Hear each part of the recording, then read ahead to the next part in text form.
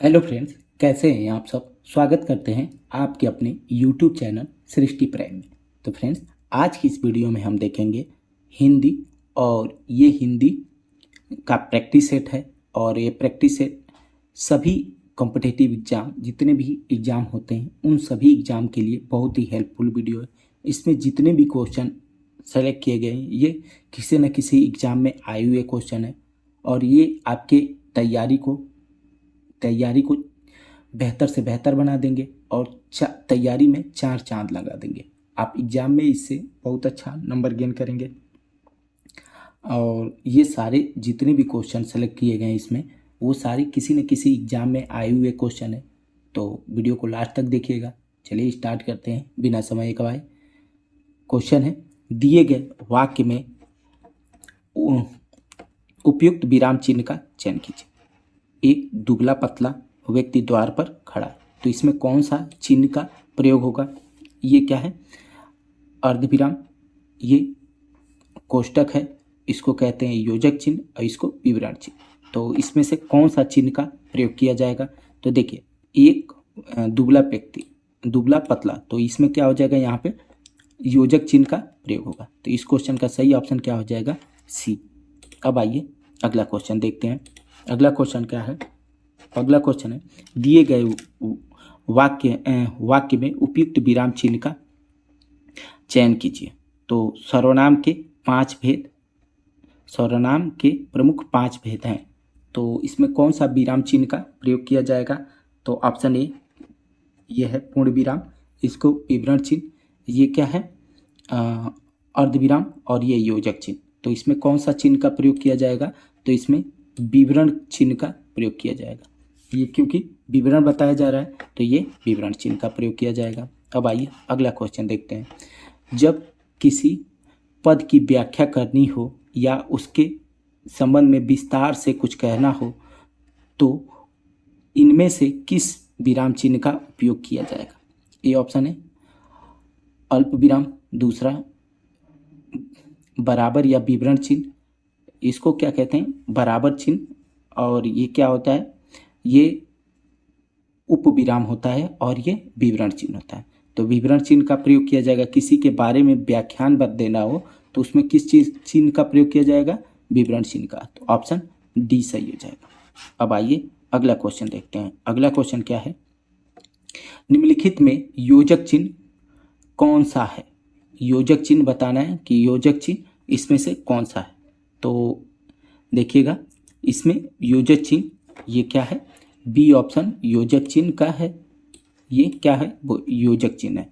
और देखिए इसमें क्या हो जाएगा, ये प्रश्नवाचक चिन्ह हो जाएगा। ये भी योजक चिन्ह ही है।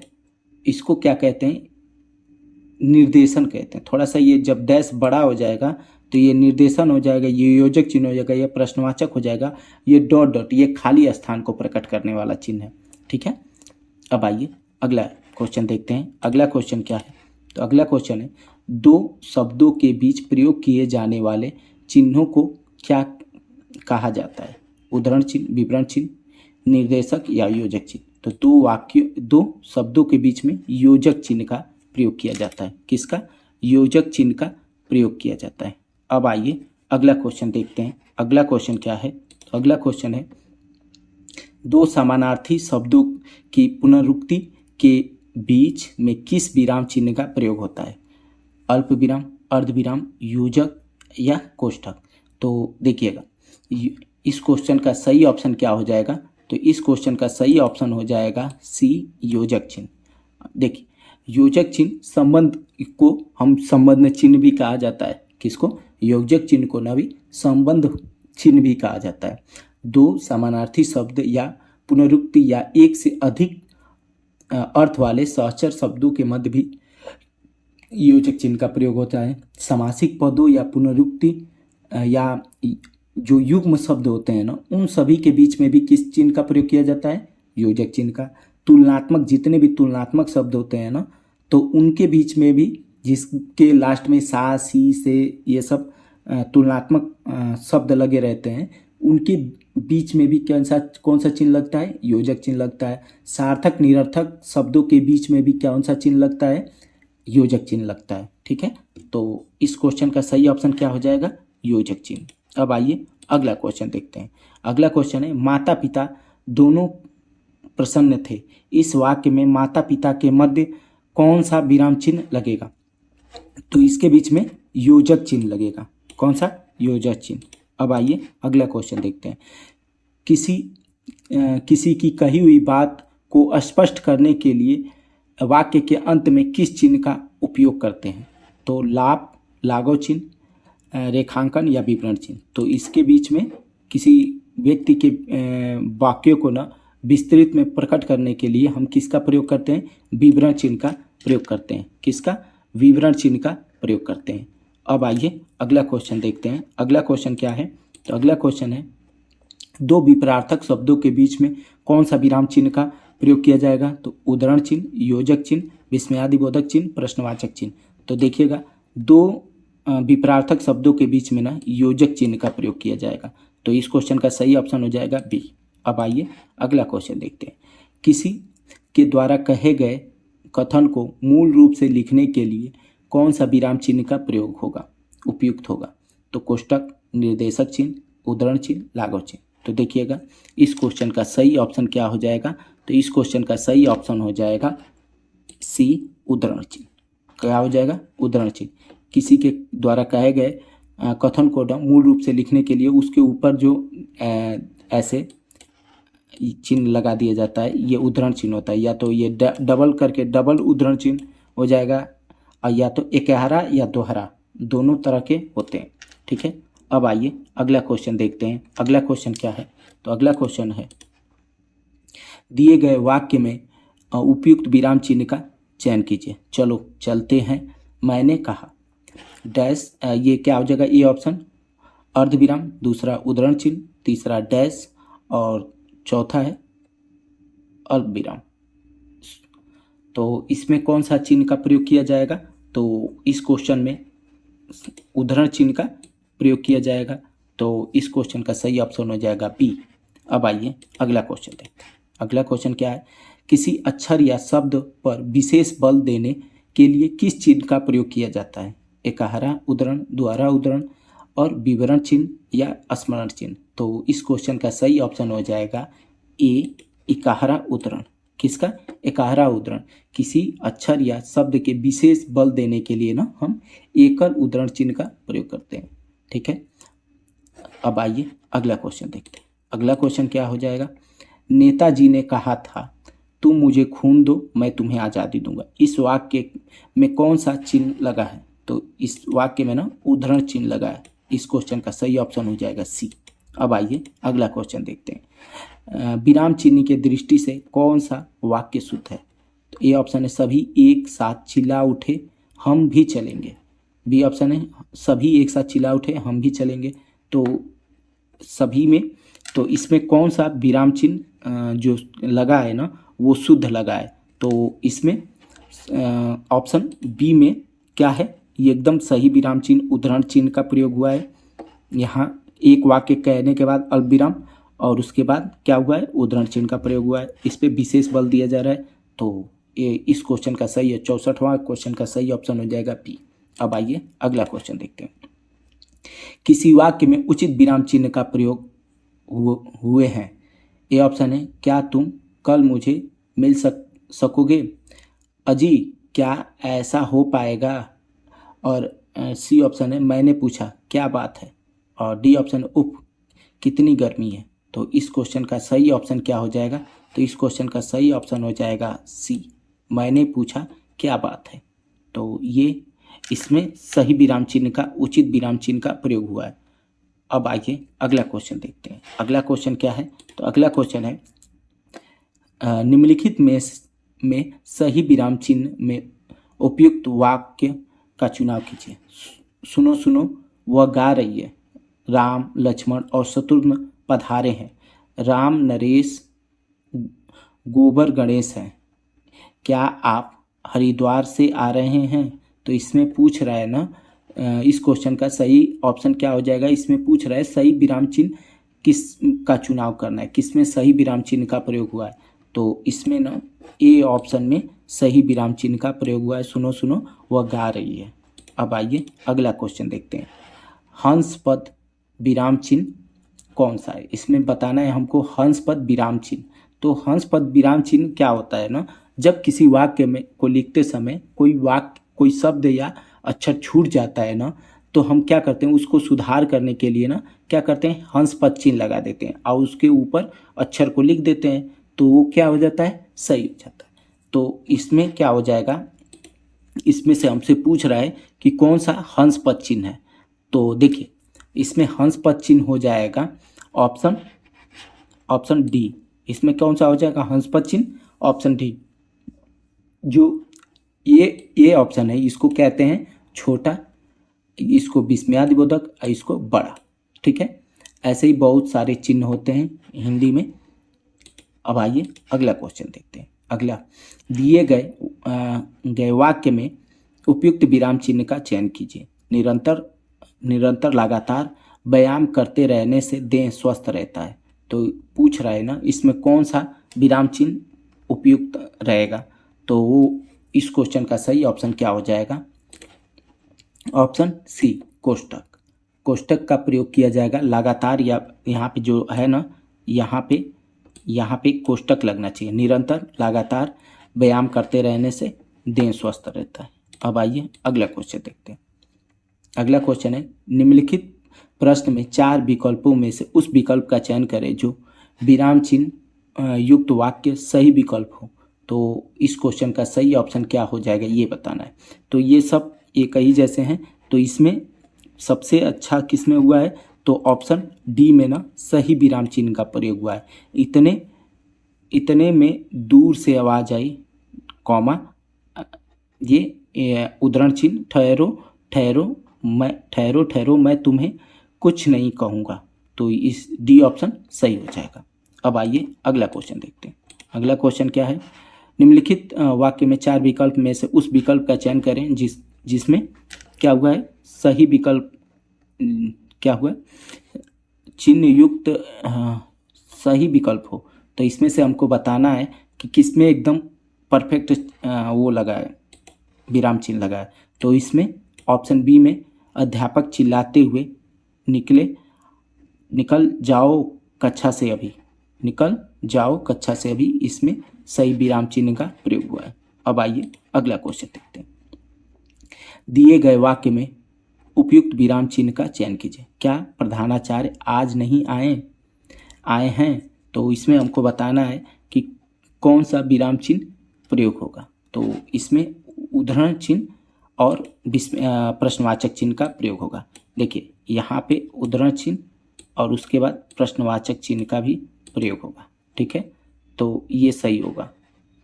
अब आइए अगला क्वेश्चन देखते हैं। अगला क्वेश्चन, दिए गए वाक्य में उपयुक्त विराम चिन्ह का चयन करें। हम आकाश का वर्णन करते हैं, पृथ्वी का वर्णन करते हैं, पर कीचड़ का वर्णन कभी किसी ने नहीं किया। तो इसमें पूछ रहा है ना कौन सा विराम चिन्ह सही रहेगा। तो इसमें इस क्वेश्चन में सही विराम चिन्ह ए ऑप्शन रहेगा। क्या होगा, अल्प विराम और प्रश्नवाचक चिन्ह, लास्ट में क्या होगा, प्रश्नवाचक चिन्ह का प्रयोग किया जाएगा।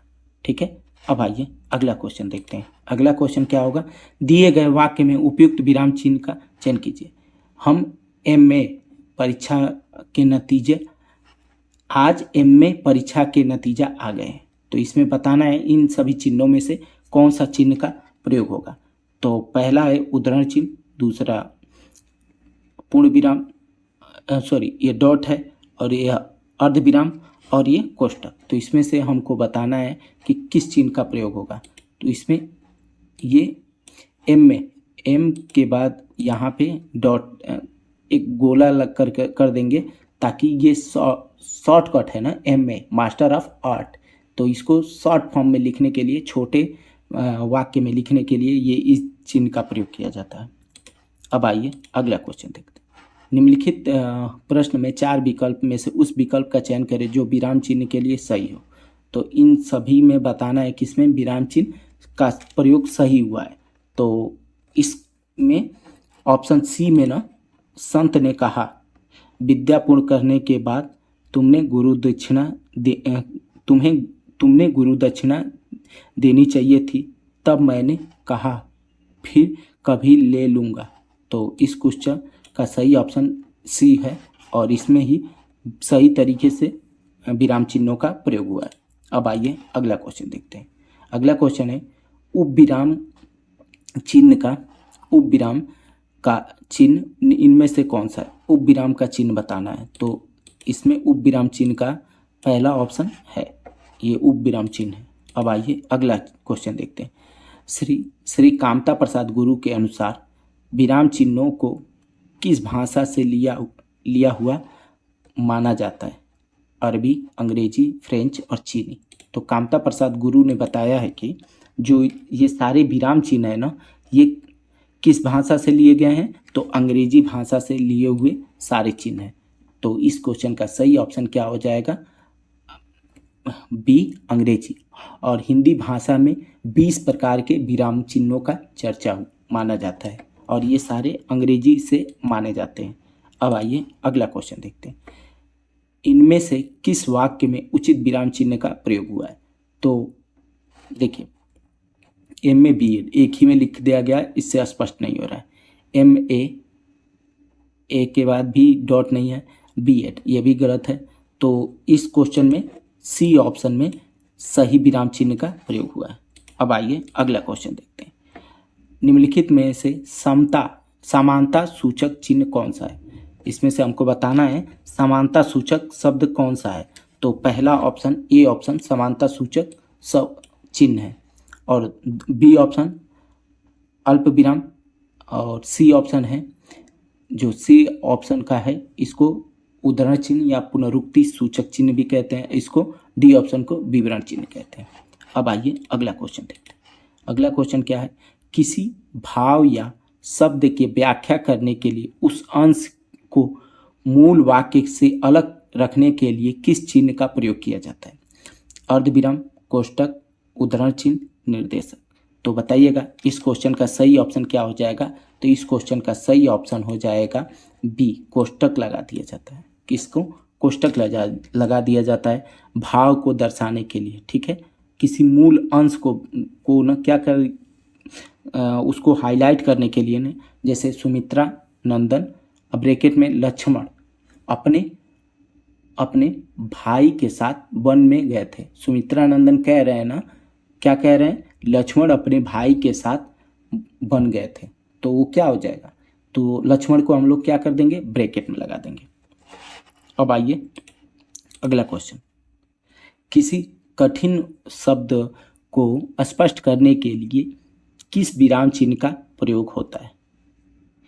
के लिए विराम चिन्ह का कौन सा प्रयोग होता है? तो इसमें से बताना है निर्देशक, उपविराम, कोष्टक, विवरण चिन्ह। तो इस क्वेश्चन का सही ऑप्शन क्या हो जाएगा? तो इस क्वेश्चन का सही ऑप्शन हो जाएगा सी, कोष्टक। कोष्टक का किसी कठिन शब्द को स्पष्ट करने के लिए ना हम लोग कोष्टक लगा देते हैं। कोष्टक 3 प्रकार के होते हैं। ये छोटा कोष्टक, इसको मझला कोष्टक कहते हैं और इसको बड़ा कोष्टक कहते हैं।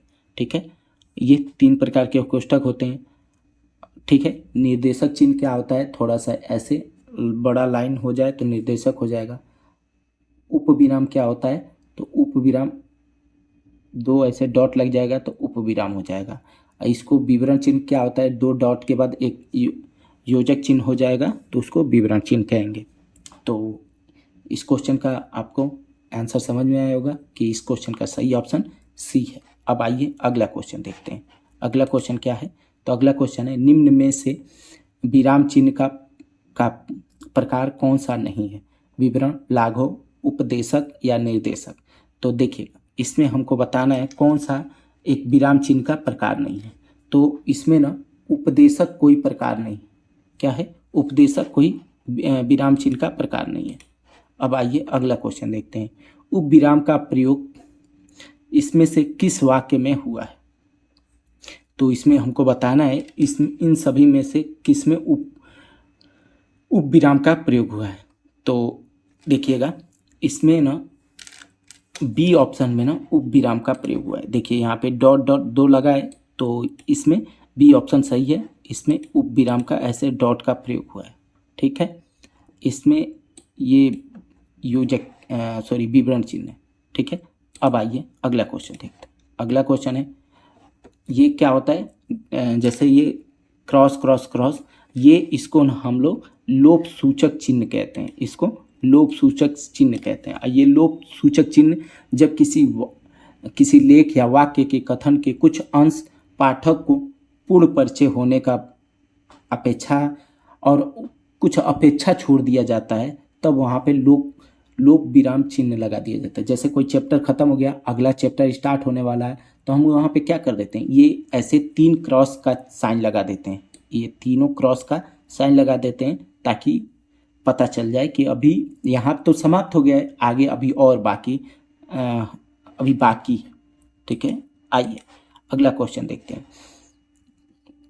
किसी पद उपवाक्य आदि का विशेषता दिखाने के लिए शब्द के नीचे एक रेखा खींचते हैं, उसे कहते हैं तो प्रश्नवाचक चिन्ह कहते हैं, अधोरेखा कहते हैं, या कोष्टक चिन्ह कहते हैं, या तिर्यक चिन्ह कहते हैं। तो इसमें हमको बताना है कि इस क्वेश्चन का सही ऑप्शन क्या हो जाएगा। तो इस क्वेश्चन का सही ऑप्शन बी अधोरेखा चिन्ह कहते हैं। अब आइए अगला क्वेश्चन देखते हैं। अगला क्वेश्चन, किस वाक्य में प्रश्न चिन्ह अपेक्षित है। कोलकाता पश्चिम बंगाल की राजधानी है। बी ऑप्शन है आप कहाँ के रहने वाले हैं। और सी ऑप्शन है आपने जो कहा था उसे मैंने नहीं सुना। और डी ऑप्शन वाह उसने तो तुम्हें क्या ही धोखा दिया। तो इस क्वेश्चन का सही ऑप्शन क्या हो जाएगा। तो इस क्वेश्चन का सही ऑप्शन हो जाएगा बी, किस वाक्य में चिन्ह अभी अपेक्षित है। तो बी ऑप्शन में क्या है, अपेक्षित है। किसी वाक्य या उपवाक्य की विशेषता दिखाने के लिए जो होता है ना, क्या किया जाता है, जैसे आप कहाँ के रहने वाले हैं, तो इसके लास्ट में हमको क्या करना चाहिए, प्रश्नवाचक चिन्ह लगाना चाहिए। तो वाक्य में प्रश्नवाचक चिन्ह का प्रयोग होना चाहिए, और प्रश्नवाचक चिन्ह का प्रयोग उस जगह किया जाता है जहाँ पे प्रश्न पूछने का भाव होता है। वाह का अगर हम करेंगे तो वाह से क्या हो जाएगा, विस्मयादिबोधक चिन्ह का प्रयोग किया जाएगा, विस्मय का प्रयोग होगा। तो इनमें आए प्रश्नों की अपेक्षा नहीं होती है। इसमें ही क्या होता है, आप कहाँ से, इससे क्या होता है, अभी उत्तर मिलेगा हमको, अपेक्षा की जाती है। ठीक है, अब आइए अगला क्वेश्चन देखते हैं। अगला क्वेश्चन है, राम राम निठुर आखेटक ने निहिर पक्षी को मार डाला। वाक्य में अपेक्षित है 2 विस्मयादि चिन्हों या 1 पूर्ण विराम, 1 पूर्ण विराम, 1 अल्प विराम, 1 पूर्ण विराम। और डी ऑप्शन है 1 विस्मयादिबोधक और 1 पूर्ण विराम। तो बताइएगा इस क्वेश्चन में सही ऑप्शन क्या होगा। तो 2 विस्मयादिबोधक चिन्ह का और 1 पूर्ण विराम चिन्ह का प्रयोग होना चाहिए। अब आइए अगला क्वेश्चन देखते हैं। अगला क्वेश्चन क्या है, मेरा भारत महान, यह विश्व शक्ति महाशक्ति कैसे बने, यही है महामहिम का महास्वप्न विजय 2020। इस वाक्य में कितने विराम चिन्ह होने चाहिए, 8, 5, 6 और 7। तो बताइएगा इस क्वेश्चन का सही ऑप्शन क्या हो जाएगा। तो इस क्वेश्चन का सही ऑप्शन हो जाएगा 5 विराम चिन्हों का प्रयोग होना चाहिए।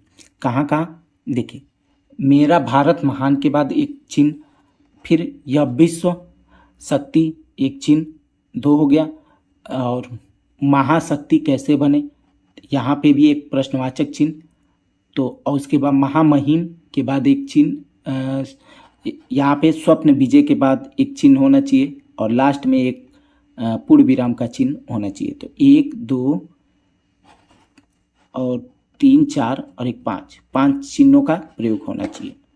ठीक है, अब आइए अगला क्वेश्चन देखते हैं। हंस पद विराम चिन्ह का प्रयोग होता है वाक्य पूरा करने के लिए, संकेत देने के लिए, अर्थ स्पष्ट करने के लिए, लिखने में अक्षर छूटने का संकेत देने के लिए। तो इस क्वेश्चन का सही ऑप्शन हो जाएगा डी, लिखने में अक्षर छूटने का संकेत देने के लिए। अब आइए अगला क्वेश्चन देखते हैं। बस हो गया रहने दीजिए वाक्य में अपेक्षित है 1 अल्प विराम 1 पूर्ण विराम, 2 अल्प विराम 1 पूर्ण विराम, 1 अल्प विराम 2 पूर्ण विराम, और डी ऑप्शन है 1 पूर्ण विराम। तो बताइएगा इस क्वेश्चन का सही ऑप्शन क्या हो जाएगा। तो इस क्वेश्चन का सही ऑप्शन हो जाएगा ए, 2 अल्पविराम और 1 पूर्ण विराम। 2 अल्पविराम 1 पूर्ण विराम का क्या होना चाहिए, प्रयोग होना चाहिए। क्या, बस हो गया, एक अल्पविराम रहेगा, रहने दीजिए, बस हो गया, रहने दीजिए, ऐसे 2 अल्पविराम, 1 अल्पविराम और 1 पूर्ण विराम का प्रयोग होना चाहिए।